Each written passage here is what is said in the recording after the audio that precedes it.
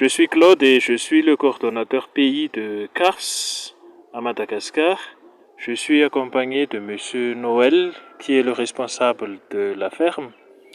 Et je travaille à l'ECMA, l'organisme porteur de la cynécoculture, une université à Madagascar. Aujourd'hui, nous sommes le 1er novembre 2023 et nous sommes à notre ferme de cynécoculture. L'importance de la cynécoculture réside dans le fait qu'elle vise à reconstruire la biodiversité à partir des combinaisons intelligentes de différentes espèces selon leurs caractéristiques naturelles, sans utilisation de fertilisants ni de produits chimiques. Alors pourquoi nous avons adopté la cynécoculture? Parce que la cynécoculture est adaptée à l'environnement à Madagascar.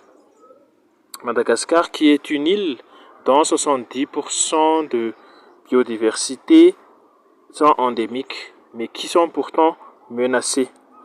Alors, non seulement nous reconstruisons la biodiversité en la préservant, mais aussi à travers la cynécoculture, on produit des aliments sains.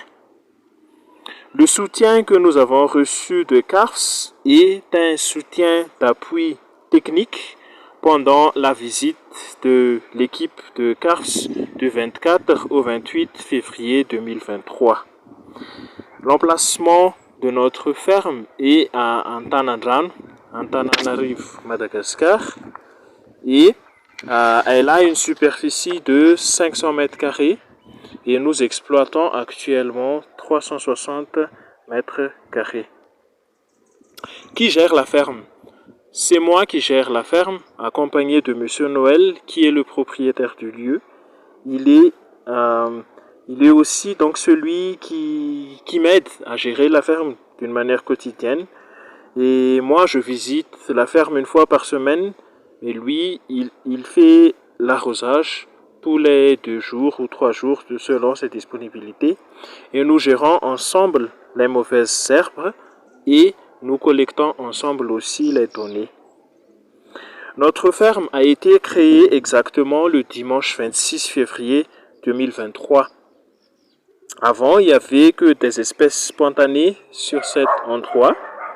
Et le changement d'écosystème qu'on a pu observer jusqu'alors, c'est l'existence des abeilles, d'autres insectes importants comme des papillons, mais aussi des oiseaux. Et constatons actuellement ce qu'on cultive dans notre ferme.